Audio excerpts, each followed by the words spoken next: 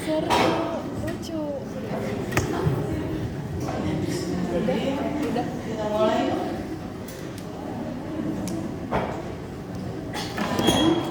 Kalian sudah kuliah histologi ya, urologi maupun yang genitalia ya, genitalia pria. Sekarang yang saya tampilkan di depan kalian ini adalah organ ginjal. Nah ini pembesaran besar karena memang organ ginjalnya di sini besar ya, jadi nggak bisa. Pembesaran kecil jadi nggak bisa kelihatan semua. Udah bisa dimulai, bisa tenang? Ya, dengerin dulu ya. Kalau ada yang mau ngomong gantian. Oke, yuk. Oke. Ini adalah organ ginjal yang sudah kalian pelajari kemarin. Ya, dari sisi histologis untuk ginjal ini terbagi menjadi berapa lapisannya deh?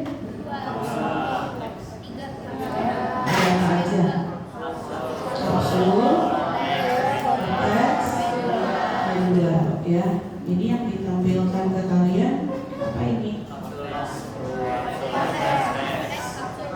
Di kapsulnya yang mana? Yang ini nomor 1 nomor 2?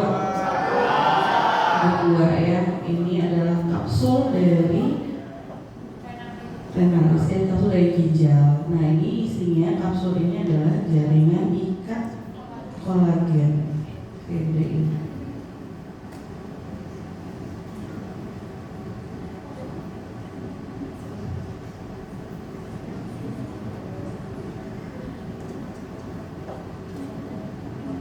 Jaringan ikat kolagennya, aslinya dia nggak terpisah gini, jadi ini nggak ada ruangan, jadi dia nyatu sama parenkim sama isi di bawahnya.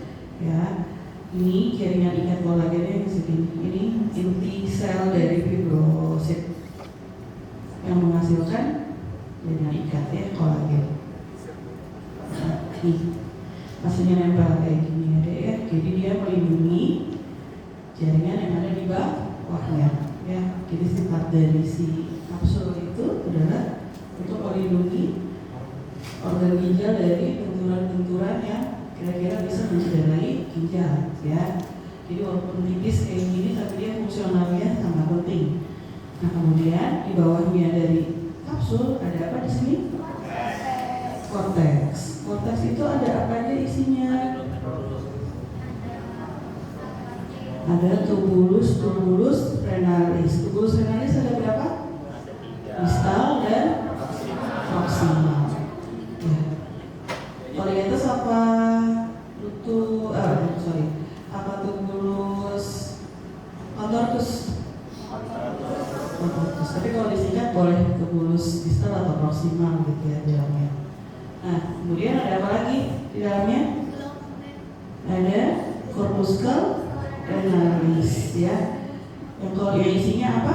Kapsula Bowman dan juga glomerulus. Ada apa lagi di dalam dari korteks ini? Ada medullary base ya. Jadi dia itu dari medula yang ke arah korteks ya. Dari medula terus dia nanti masuk ke dalam korteks juga ya.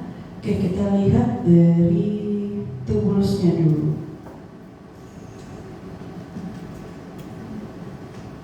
Nih, kalau kalian lihat, nih, ini corpuscle renalis ya.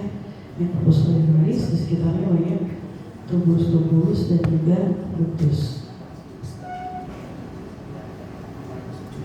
Terus corpuscle dulu deh.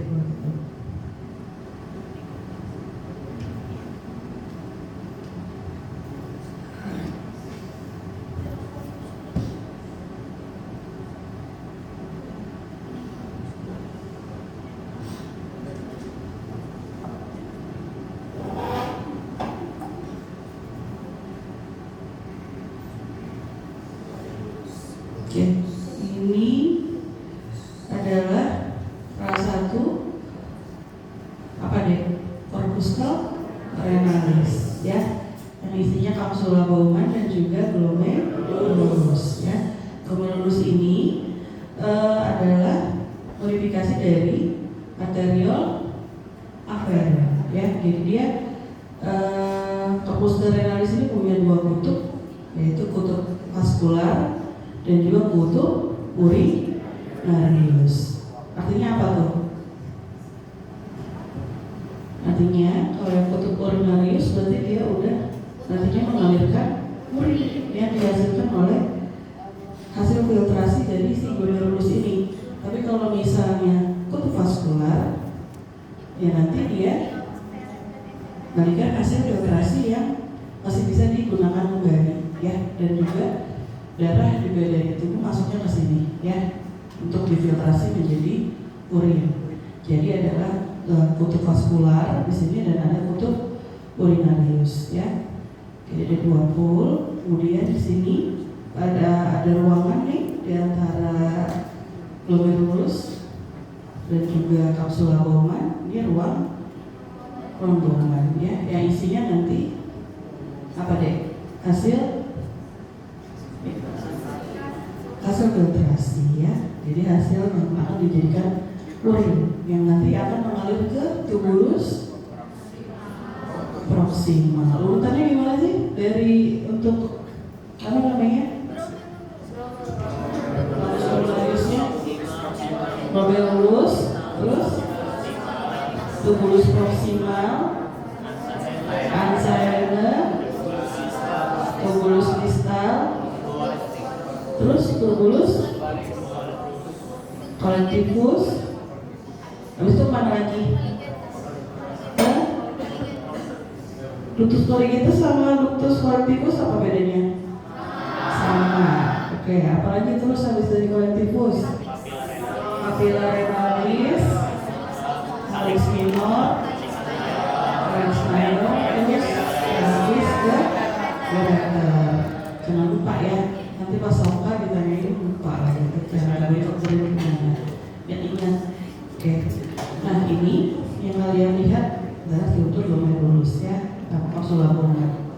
Nah kemudian di sini tadi glomerulus ini merupakan modifikasi dari arteriol aferen. Jadi dia sebenarnya gulungan-gulungan dari kapiler, ya. Jadi ini isinya banyak kapiler. Nah si glomerulus ini ada 3 sel, ya, yang membentuk apa aja? Sel mesangial, interglomerular, lagi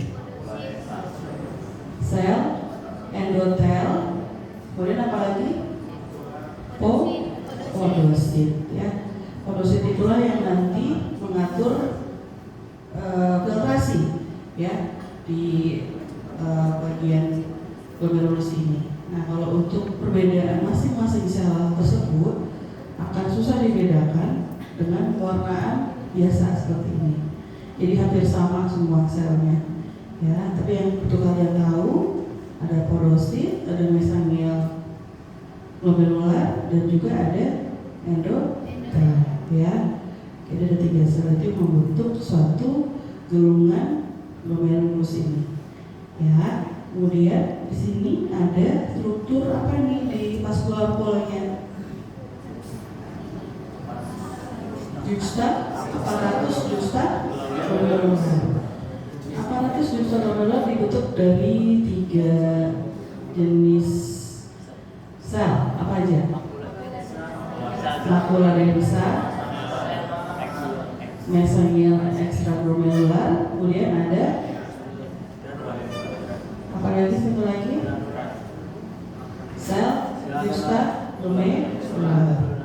Nah, kalau untuk sel makula densa, dia adalah sebenarnya dinding sel dari si tubulus distal, tapi dia berjejer gini deh. Sel-sel kuboid yang membentuk si dinding dari tubulus distal ini, dia berjejer seperti gigi, ya. Jadi kan dia bilang makula densa itu dari situ kata-katanya. Jadi dia saling rapat-rapat seperti bergigi gitu, ya.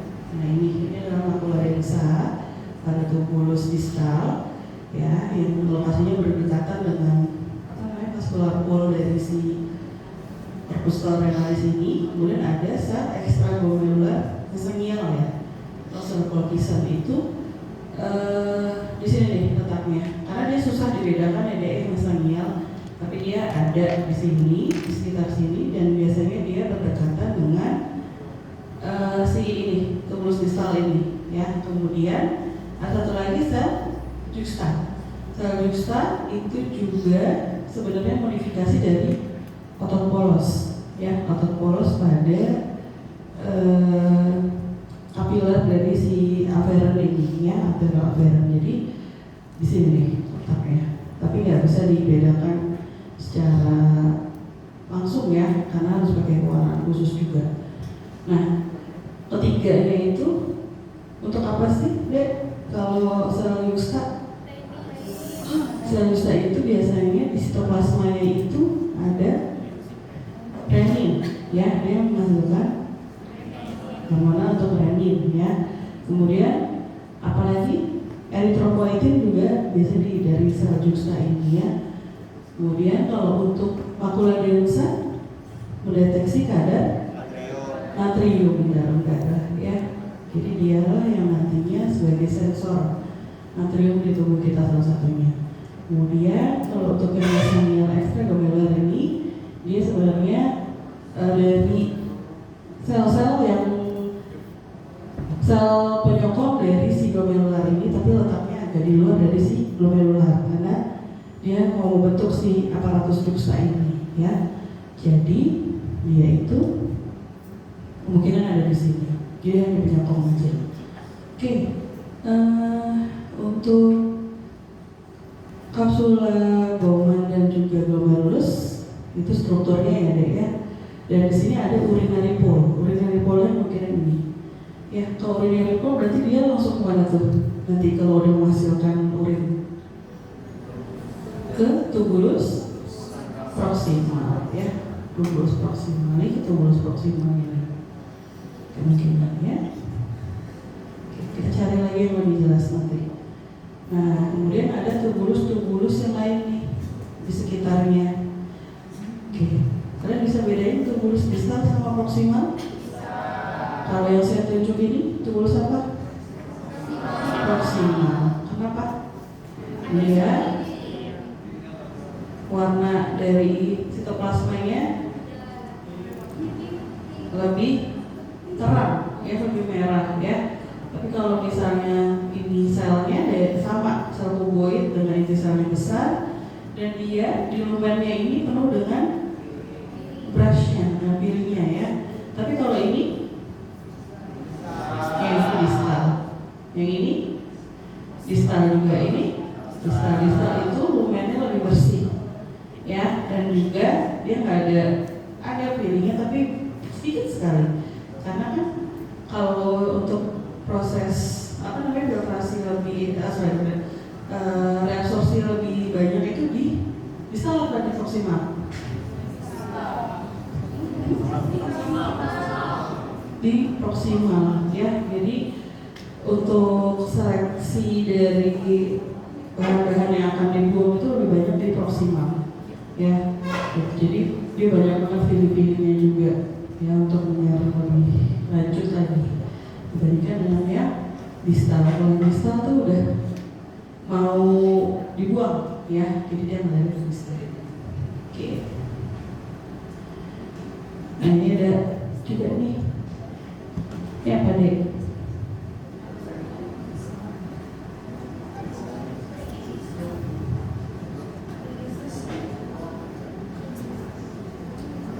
Ini kemungkinan adalah si infus florigentas, ya, yang tadi bagian dari medullary rays juga, nih, tuh sambungan dia dari medulla.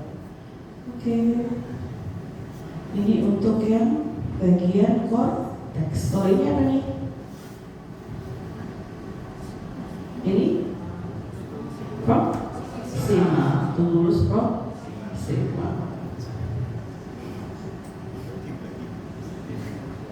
Ini apa? Distal, ya. Ini kapsula Bowman, pinggirannya sama apa dia? Capital G.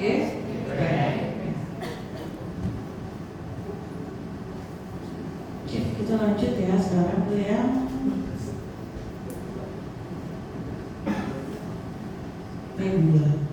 Medula. Ini saya gedein dulu.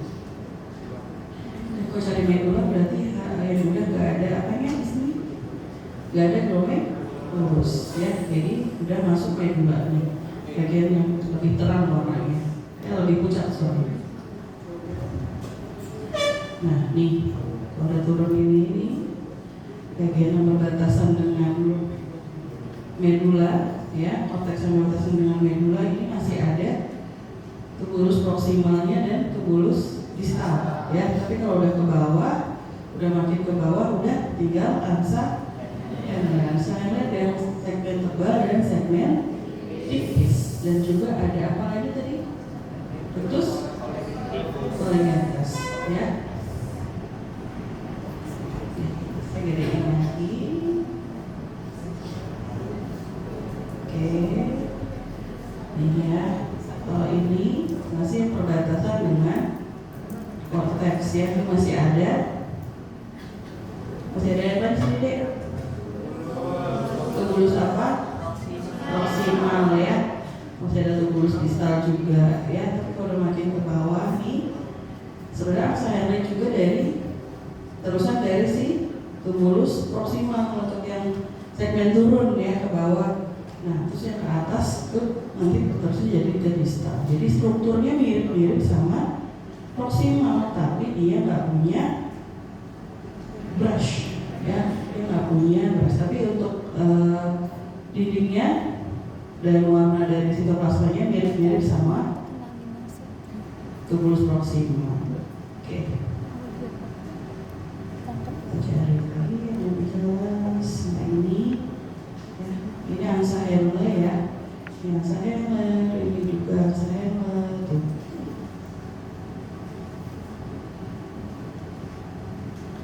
Sitoplasmanya terang, terus juga sel-sel yang masih kuboid ya, tapi dia nggak ada brushnya. Yang saya yang segmen tebal. Kalau yang segmen tipis, coba ya kita cari. Segmen tipis itu sebenarnya susah dibedain deh sama kapiler. Tapi kalau kalian melihat kapiler itu biasanya ada eritrositnya ya. Nah itu ada kapiler kalau ada eritrositnya, tapi kalau nggak ada, dia kemudian aksara yang tipis. Nih, ini yang tipis ya. Tuh. Masih yang segmen tebal. Segmen tebal. Nah, kalau gede kayak gini nih, ini apa? Tubulus distal colligatus ya. Nah ini kalau ductus yang panjang lagi. Nah, ini ductus ya. Dia udah mau mengarah ke arah papilla renalis ya. Ini udah masuk ke ductus papillaris bellini ya. Ductus papillaris bellini. Jadi udah sorry. Kirain dulu.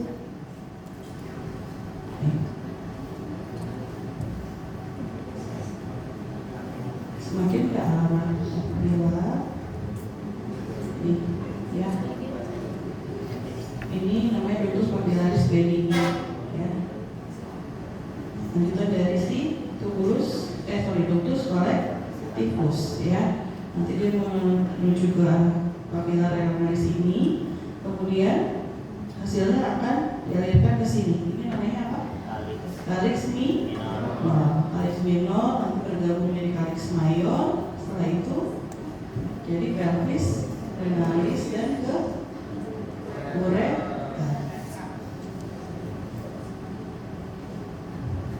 Oke, untuk ginjal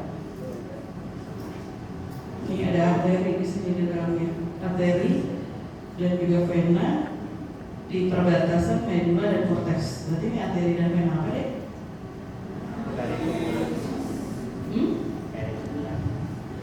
Arteri apa?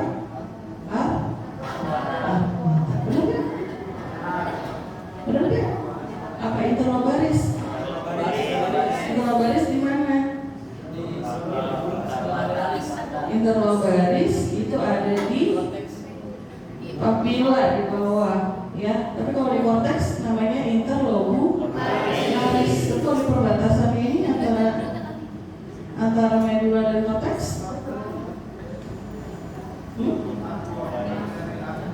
Ya, tadi arcuata dan yang arcuata ya. Dia lebih gede nih bentuknya. Kalau yang di ini apa namanya?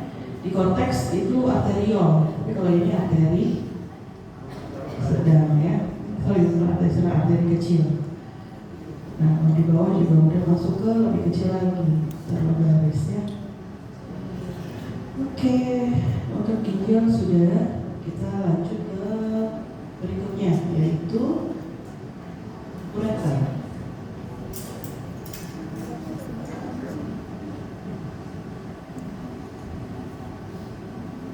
Kalian lihat struktur seperti ini dari pembesaran kecil, belum kelihatan ya strukturnya gimana, tapi kalian lihat ini adalah saluran, ya. Ini adalah saluran ureter.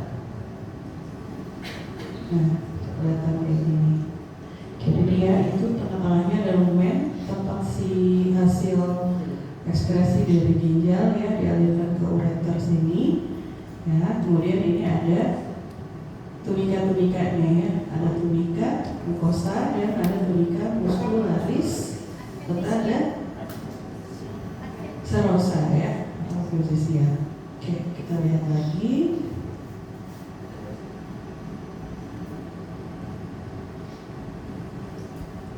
Nih, pada tunika mukosanya, epitelnya apa deh di atas nih? Epitel uretolium. Jadi dia itu ada apa nih di sini selnya? Sel epitel transisional ya, atau sel-sel payung juga di sini. Tapi nanti sel payung lebih kelihatan lagi di vesika urinaria. Ini uretolium ini lebih ke epitel transisional. Artinya apa? Bisa berubah bentuk ya. Berubah bentuknya itu gimana? Jadi ketika dia itu dalam posisi kontraksi, bukan kontraksi ya, dalam posisi relax dia akan bentuknya lebih kuboid ya. Tapi kalau dia dalam posisi tegang ya, terisi penuh ureternya, dia akan jadi gepeng, lebih menggepeng ya. Jadi dia bisa berubah sifat, makanya dibilangnya epitel transisional. Nah, ini ada otot polos di bawahnya ya, itu jaringan ikat dan otot polos.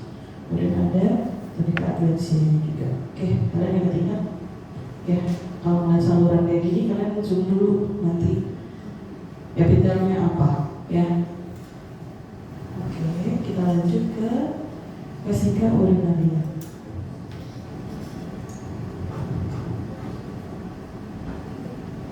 Ini adalah vesika urinaria fase yang lagi istirahat ya. Artinya lagi nggak menampung urin dalam jumlah banyak ya. Kita gedein ini adalah lumennya yang menampung urin ya. Dan ini di sekitarnya itu ada lapisan mukosanya dari kulit uli ya, atau vesika urinaria. Nah, di dalamnya itu lagi ada di bawahnya apa deh? Lapisan muscularis. Muscularisnya ada berapa jenis ininya? Bentuknya? Yang ketiga.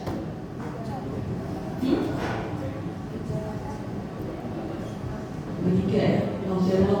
Longitudinal, sirkular dan longitudinal. Cuma ini preparatnya nggak gitu bagus. Jadinya kita cuma bisa lihat dua di sini ya. Yang longitudinal, yang ini sirkular. Oke, kita lihat lebih jelas ke epitelnya.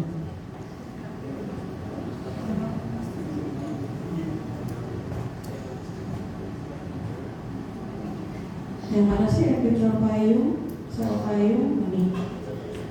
Nih ada ya, yang bentuknya kubah-kubah kayak gini. Nih, epitelnya gede gede-gede kayak gini ya. Nanti kalau bulu-bulunya penuh dengan urin, dia akan berubah menjadi gepeng ya. Kemarin di lapisan mukosanya ini ada lapisan apa namanya? Uroplakin ya, jadi si urin itu nggak bisa rembes ke jaringan di bawahnya, jadi dilapisi oleh si uroplakin itu. Nah ini sel payungnya ya, ini sel payung juga.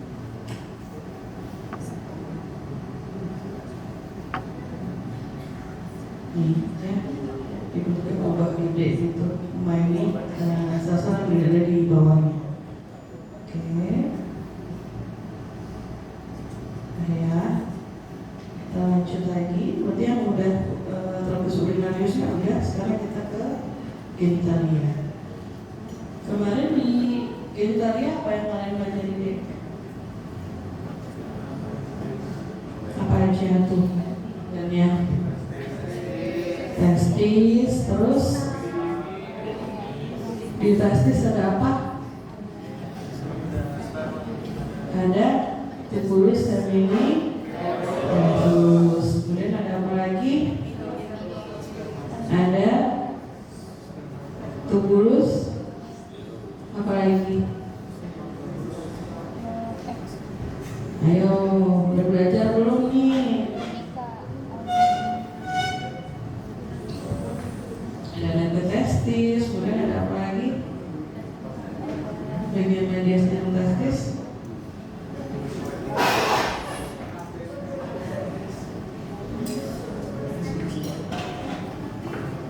Tubulus. Tubulus apa deh? Tubulus aktif. Tubulus seminiferus kan? Yakin ya?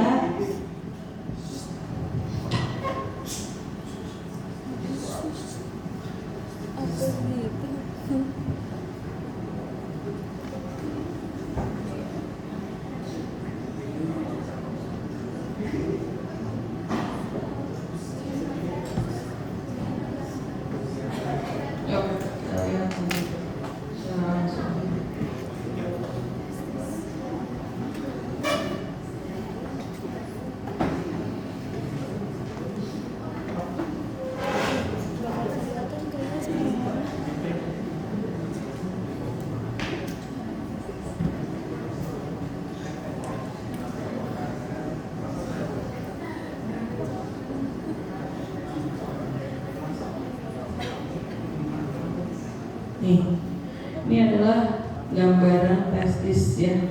Dia lapisan luarnya dilapisi oleh apa? Ini jaringan ikatnya namanya tunika albumina ya. Tunika albumina ini merupakan jaringan ikat kolagen yang tebal di sini untuk melindungi dari testis. Dan kemudian di dalamnya ini ada apa? Tubulus seminiferus. Di tubulus seminiferus kemudian ada apa lagi? Ada proses apa tuh di dalamnya? Spermatogenesis ya. Spermatogenesis ini adalah proses untuk pematangan sperma. Pembentukan sperma ya. Jadi dari mulai sel germinal sampai dengan dia terbentuk spermatozoa ya. Jadi di dalamnya ini adalah proses spermatogenesis. Di mana nih? Tubulus seminiferus. Kemudian di sekitar tubulus seminiferus ini ada jaringan interstisial ya, yang mana nanti di dalamnya itu ada sel Leydig ya, ada di situ. Kemudian ada apa lagi?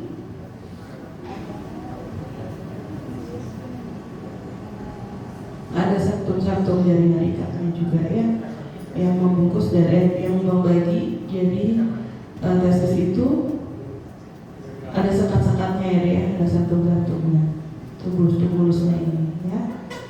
Kemudian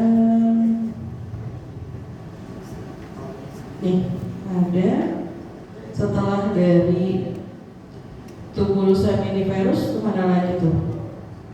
Nanti sperma di dalamnya.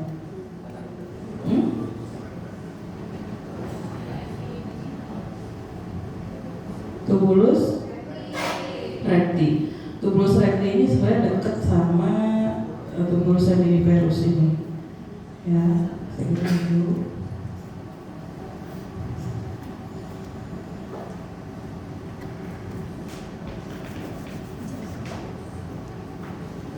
Ini memang tubulus recti ya dia. Nah, nanti kemudian dari tubulus recti ini di strukturnya nggak intak. Jadi itu epitelnya itu agak kubuit. Kalau kalian mau lihat jelas di slide kuliah saya lagi ya.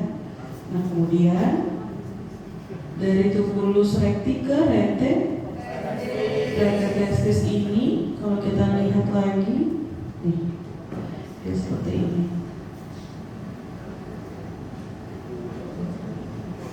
Nih, epitelnya ini kepeng, beda ya. Tapi ada juga yang kuboid rendah. Jadi campuran ada yang kepeng dan juga ada kuboid rendah.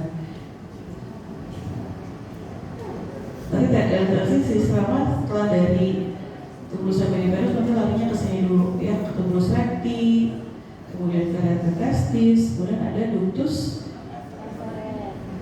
apa? Efferent. Ductus efferent ini seperti ini bentuknya. Ini ada. Tuh. Sebelum ke epididymis dia di sini dulu disimpannya. Ya, kalau kita lihat ini ada saluran yang sudah lumennya. Terus bagian epitel mukosanya itu campuran, ada yang kuboid rendah, ada yang silindris tinggi, ya, silindrisnya nggak terlalu tinggi juga, tapi yang nggak seperti ini, yang nggak rata, ya. Dan kemudian ada lagi setelah dari sini kemana? Ductus epididymis. Mana ductus epididymis? Nih, kalau ini apa tadi? Ductus efferent. Nah ini, ya. Kalau yang ini ductus epididymis, ya. Nanti bisa bedain ya antara ductus efferent sama epididymis. Oke, epididymis strukturnya seperti ini. Tuh. Ya, nanti kita bahas lebih lanjut. Sekarang kita ke tubulus seminiferus dulu.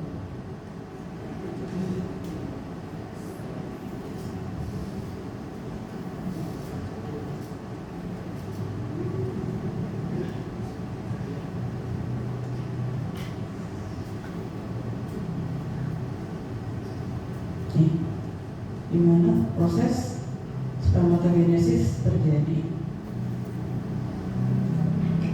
Kita cari yang ada bentuk spermanya ya.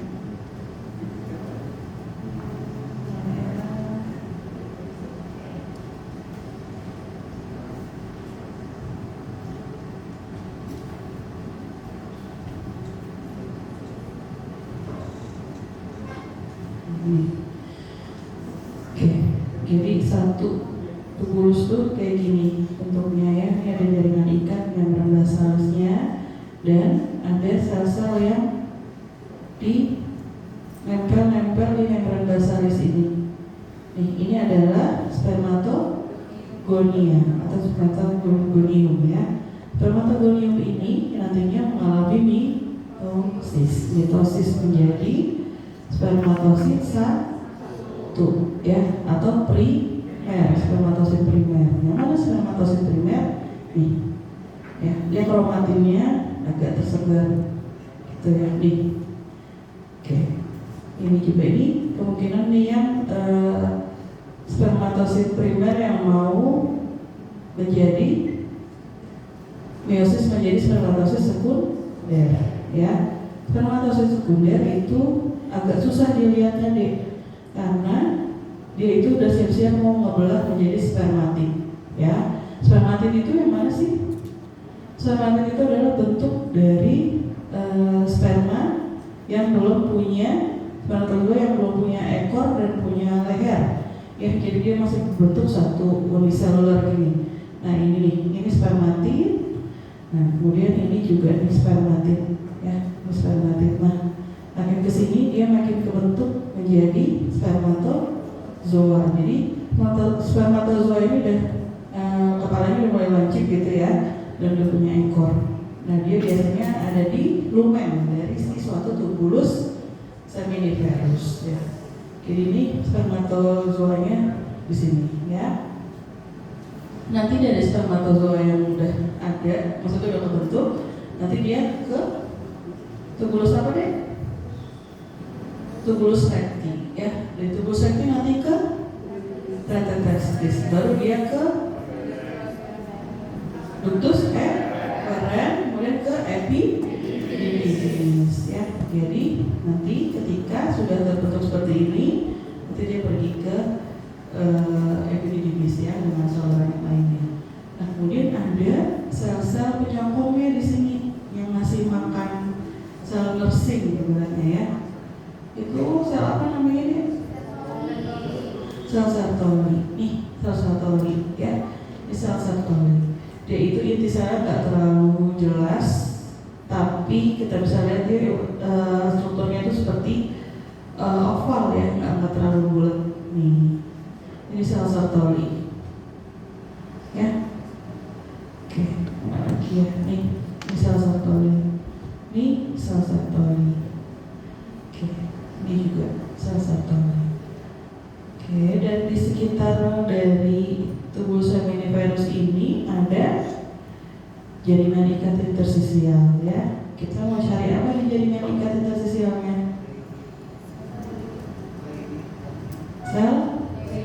Sel ini. Sel ini itu sebentar, ya.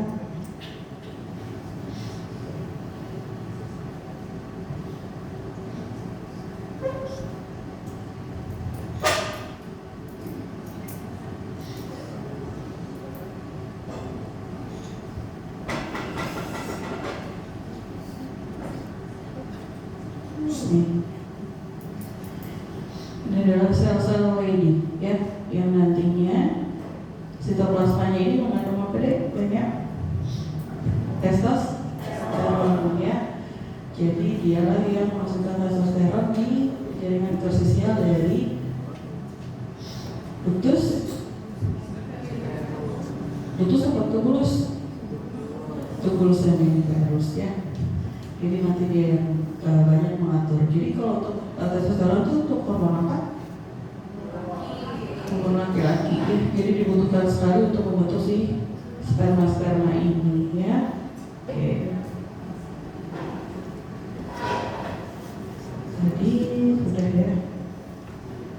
Tubulus recti juga tadi udah. Tetatestis udah juga, ya. Nah, ini sekarang kita ke bagian epididymis.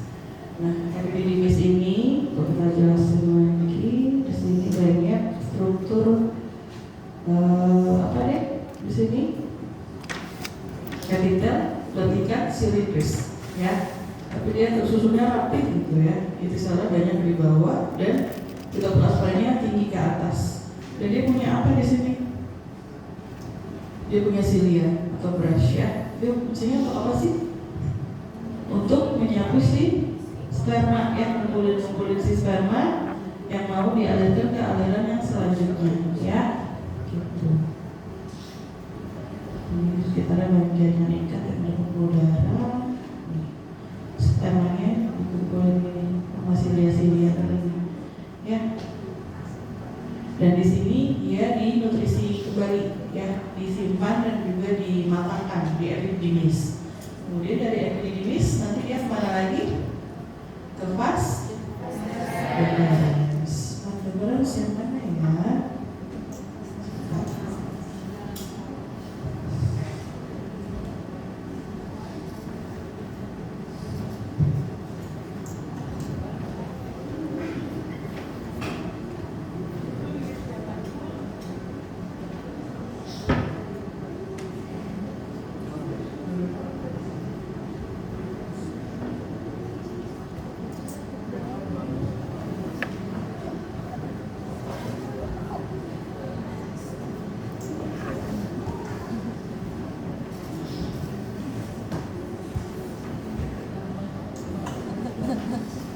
Angkat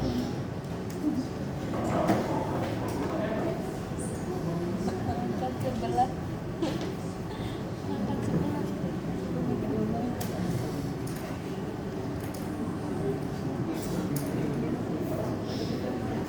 Dingin banget nggak sih? Ini adalah gambaran dari vas deferens ya. Bentar, ini vas deferens.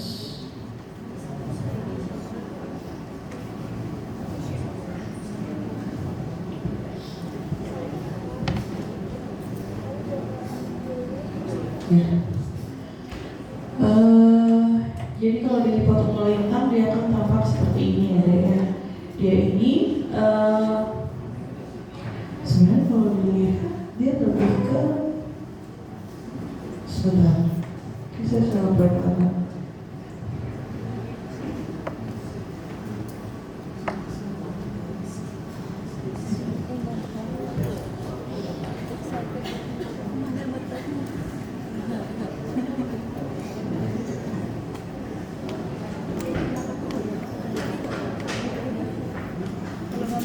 Gitu ya. Ada lah dia bilang, iya memang. Iya, tapi memang apa?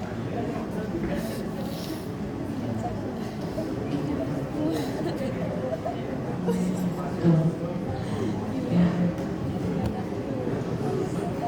Kalau dari pembesaran besarnya, sorry ini benar vas deferens ya. Dari pembesaran kecil, dari pembesaran kecil dia akan terlihat seperti ini. Dia punya rumen ya, yang isinya sperma tadi ya, spermatozoa yang menggumpal ya. Kemudian di sini ada lapisan mukosanya dan juga ada lapisan tunika muscularis. Kemudian ada apa lagi di sini? Adventisinya lebar banget. Nah, kita lihat lagi, kita gedein lagi ya.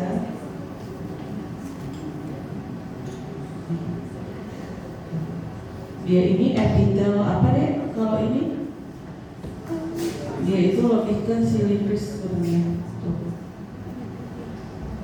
Ya, tapi tidak sama panjang seperti yang ada di epididymis ya. Sebenarnya campuran, tapi dia tidak sama panjang. Dan dia juga masih punya sini ya, di sini ya. Ini epitel tingkat silindris dan ada stereozoia ya. Kemudian di sini ada spermatozoa yang masih apa deh? Masih berkumpul seperti ini ya. Sama di sini juga, di nutrisi juga ya, di sini. Kemudian ada otot-ototnya juga di sini tebal di vas deferens. Ya, ada bagian dalam, bagian tengah dan bagian luar. Yang bagian dalam longitudinal, yang bagian tengah ini sirkuler, dan yang di bagian luar lagi di sini longitudinal lagi. Setelah itu baru meningkat adventisia. Oke, itu untuk yang struktur vas deferens.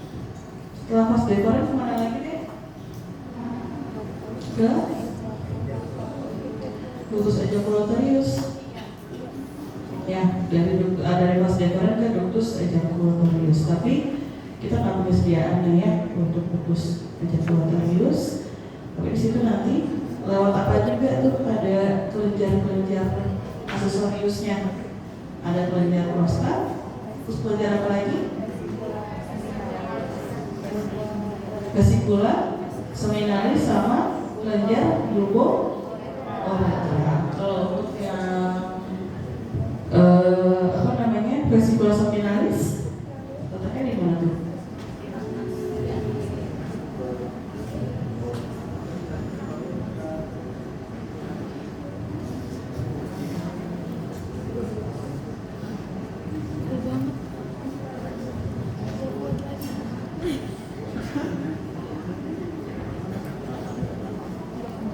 Di atas dari kelenjar prostat ya, ini kelenjar prostat, sorry.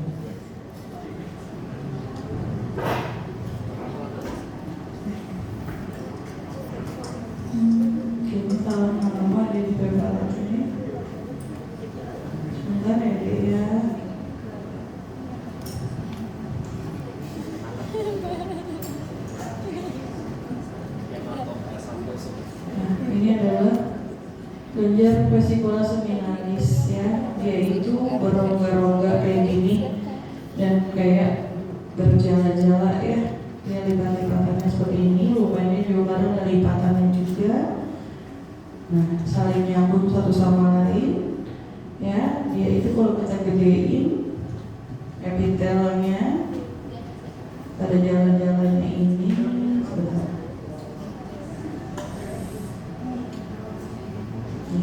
Epitelnya dia lebih ke epitel bertingkat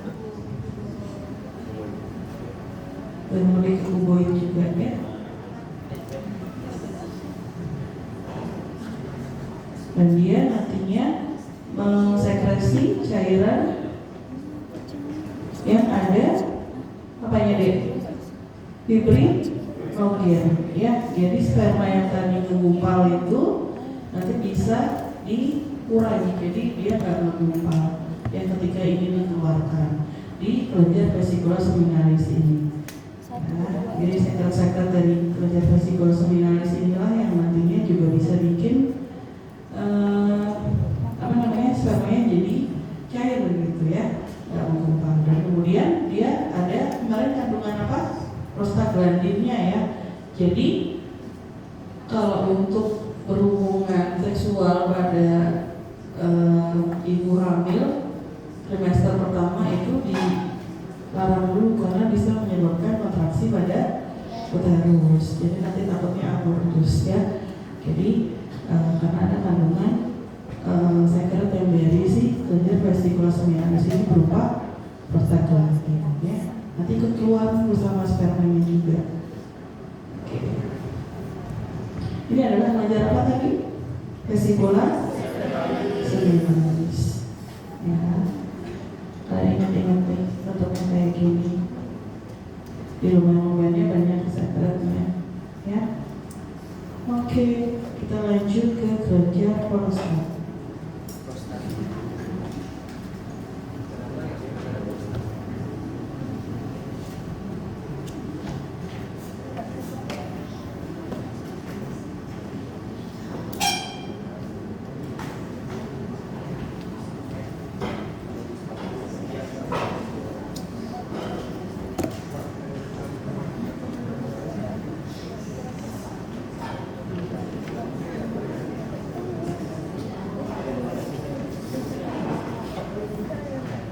Ya, ini sebenarnya uretra ya, tapi yang pas prostatika. Nah ini jaringan prostatnya kepotong, jadi kalian bisa lihat prostat itu seperti ini ya bentuknya.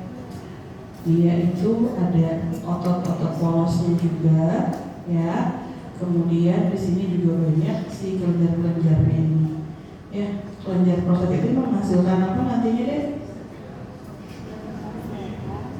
Sekret juga ya, yang nantinya ada enzim-enzim juga, fibrinolysis juga ada di sini ya. Jadi bisa membantu menjadi si spermanya nggak gumpal ya, jadi cairan semen. Nah kemudian di sini biasanya suka ada nih di lumennya namanya corpora amylacea, tapi di sini nggak ada ya, ini lumen-lumennya kosong.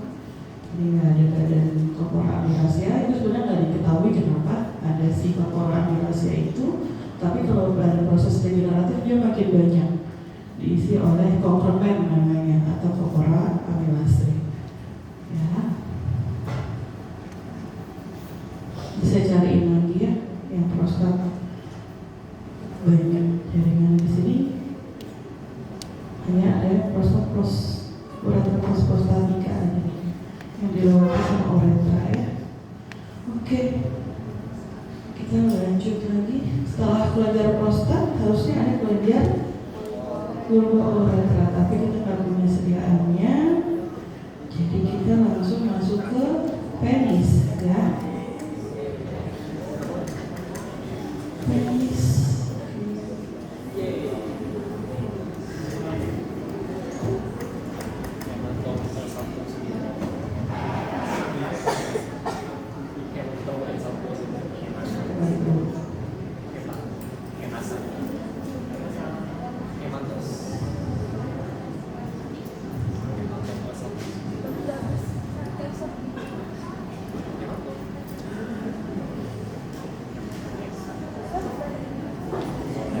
Oke, strukturnya seperti ini ya dek. Nah, ini ada bagian apa namanya? Korpus cavernosum ya. Di tengah-tengah korpus cavernosum ini ada arteri apa? Arterial profunda ya. Kemudian ada sekatnya juga nih. Jaringan ikat yang mengikat dari korpus cavernosum namanya apa?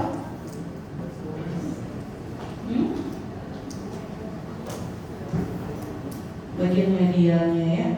Kemudian di sini ini bagian dari korpus cavernosumnya. Dan di sini ada tunika apa? Jaringan ikat yang mengelilingi korpus cavernosum.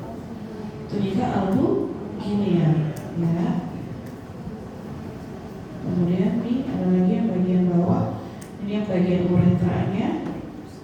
Ya, berarti korpus spongiosum ya. Sebenarnya masuk ke cavernosum juga tapi yang bagian uretra. Yang satu nama lainnya spongiosum ya.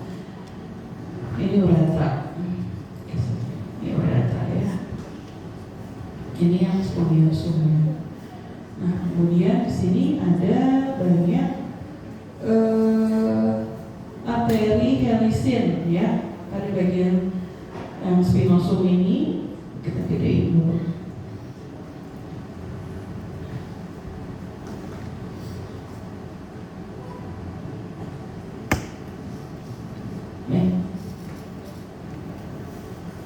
Arteri helisin ya. Ini juga. Tuh. Arteri pada corpus spinosum ya. Yang atau cavernosum yang pas ureter. Oke. Nanti ketika ereksi di sinusoid ini akan terisi sama darah yang dialiri oleh pembuluh darah yang ada di sekitarnya ya. Jadi bisa ereksi penisnya. Oke, udah lagi mungkin yang mau ditanyakan? Saya rasa sudah cukup. Ini untuk pemaparannya. Nah, ini bagian bawahnya ada masuk kulit ya. Udah epidermis sama lapisan keratin, ini udah bagian luar. Oke, ada yang mau ditanyakan mungkin? Atau jalan coba dulu cari, nanti kalau nggak jelas boleh ditanyakan ya. Yuk silakan dinyalakan lagi lampunya. Kalian boleh praktikum mandiri. Tidak obat